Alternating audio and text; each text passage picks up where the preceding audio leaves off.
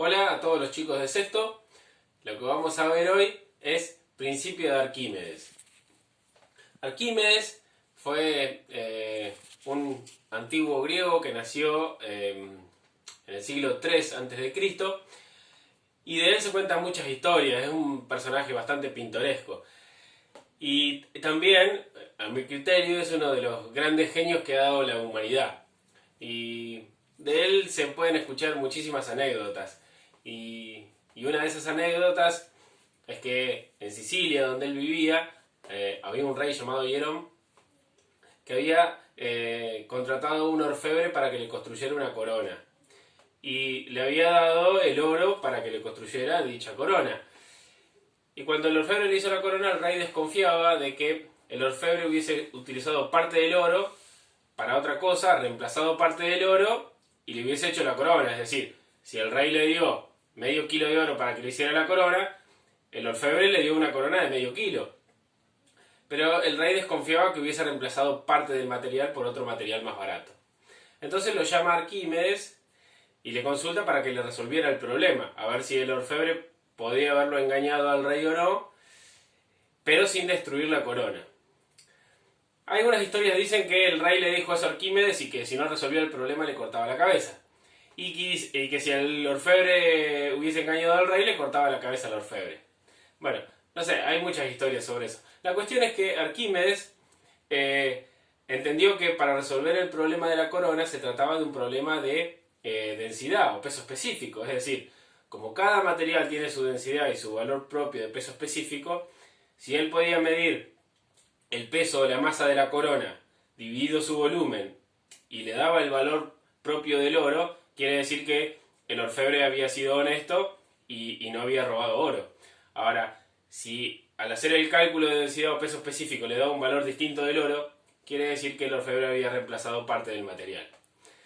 Entonces, el problema consiste no en hallar la masa o el peso de la corona, sino en medir su volumen, porque es un cuerpo muy irregular.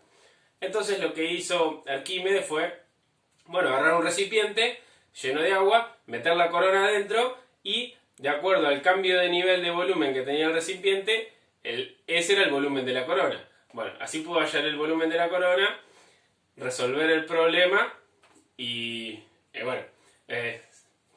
Arquímedes se salvó, así que supuestamente el que le cortaban la cabeza es el orfebre. Bueno, el dato curioso de todo esto es que cuando Arquímedes se estaba bañando en la bañera, se dio cuenta de que cuando él se sumergía en su bañera, en su baño, al introducir su cuerpo, el nivel de la bañera aumentaba.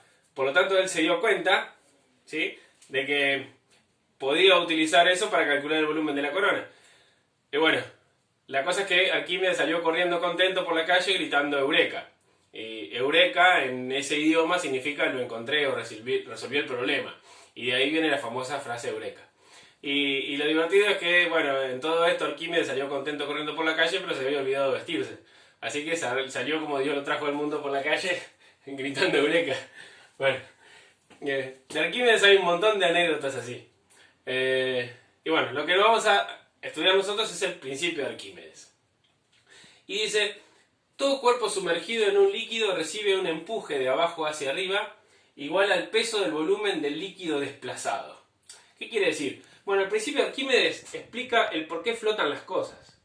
Ustedes van a decir, si algo es más denso que el agua se hunde, si es menos denso que el agua flota.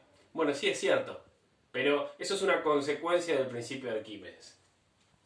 Yo en las fotocopias le hice este mismo dibujito y después vamos a hacer una experiencia.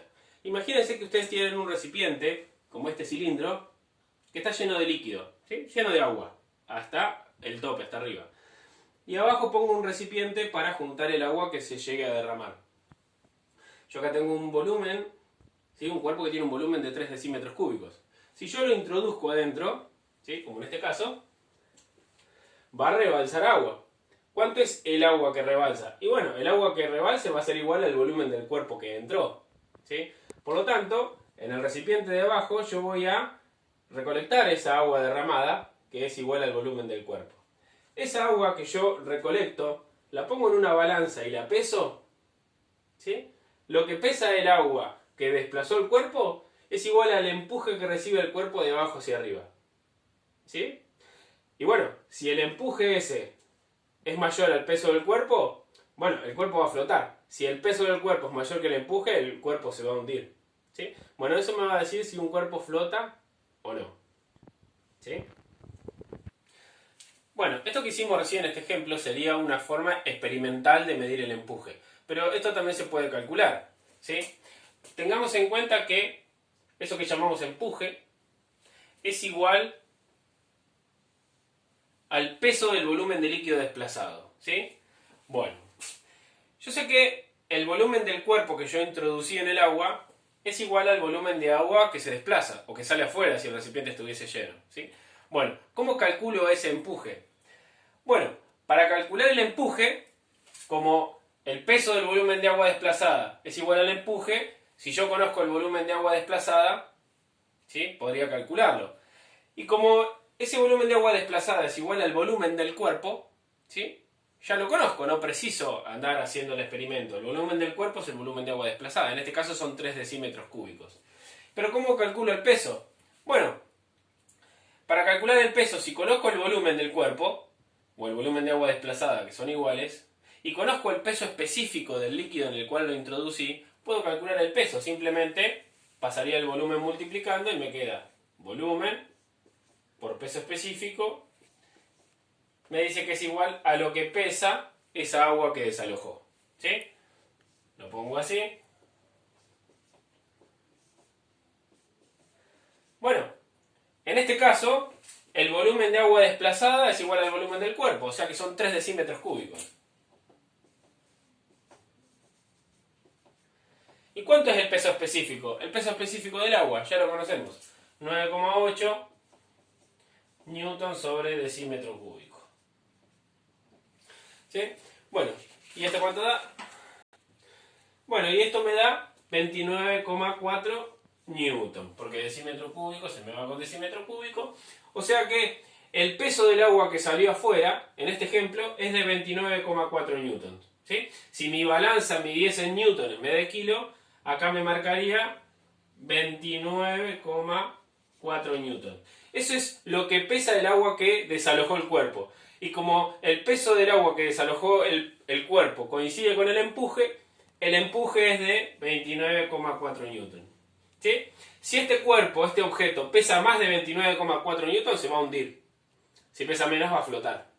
¿Sí? Entonces, ¿cómo calculamos el empuje? Bueno, si el peso del agua desalojada es volumen por peso específico, el empuje lo vamos a calcular haciendo el volumen por el peso específico. Esta es la forma en que se calcula el empuje. ¿Sí? Bueno, acá tengo un recipiente en el cual tengo un cuerpo sumergido.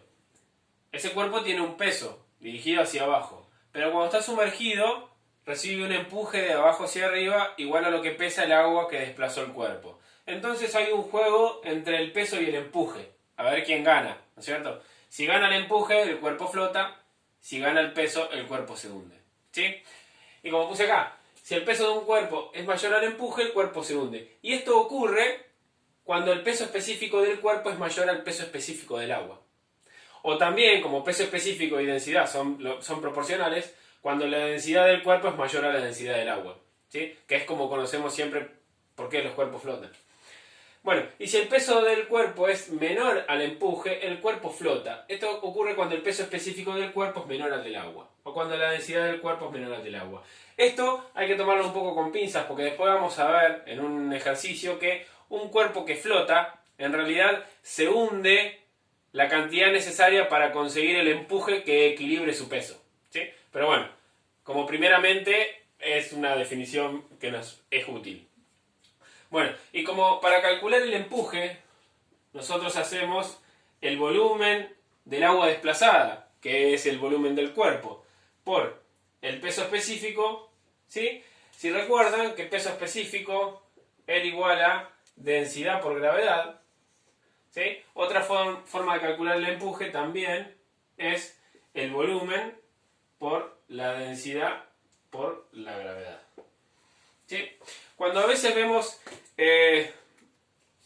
por ejemplo, si nosotros tiramos un pedacito de vidrio al agua, el vidrio se hunde. Sin embargo, si tiramos una botella, la botella no se hunde, estando tapada, ¿no? ¿Por qué ocurre? Porque el vidrio es más denso que el agua y se hunde. Pero una botella que tiene aire adentro, ¿sí? Si yo calculo su peso específico y su densidad a la botella completa, me da un valor menor al del agua, por lo tanto flota, ¿sí? Si yo agarro un barco, un portaaviones que es gigante, ¿sí? ¿Por qué flota un barco si es de fierro? ¿No? Yo tiro un clavo al agua y se hunde. Bueno, pero el barco contiene aire adentro. Si yo pudiese agarrar un barco, ¿sí? Y pesarlo en una balanza y dividir su peso y su volumen, me da un peso específico menor al del agua. Por eso flota. O sea, un barco es más liviano que el mismo volumen de agua. ¿Sí? Bueno, ahora en el próximo video vamos a hacer una experiencia y vamos a resolver algunos ejercicios para que vean cómo es.